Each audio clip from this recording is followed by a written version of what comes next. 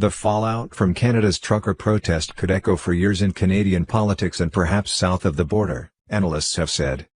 The protest, which was first aimed at a COVID-19 vaccine mandate for cross-border truckers but also encompassed fury over the range of COVID-19 restrictions and hatred of Prime Minister Justin Trudeau, reflected the spread of disinformation in Canada and simmering populist and right-wing anger.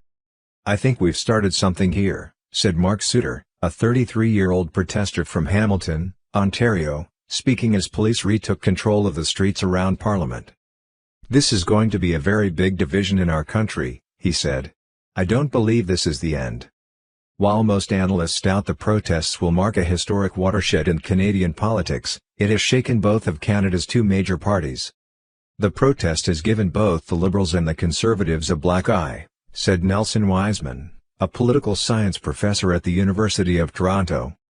Mr. Trudeau's Liberals look bad for allowing protesters to foment weeks of chaos in the capital city, he said, while the Conservatives look bad for championing protesters, many of them from the farthest fringes of the right.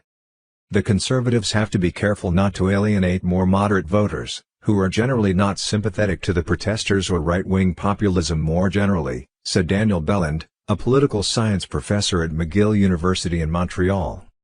The self-styled Freedom Convoy shook Canada's reputation for civility, inspired convoys in France, New Zealand and the Netherlands and interrupted trade, causing economic damage on both sides of the border.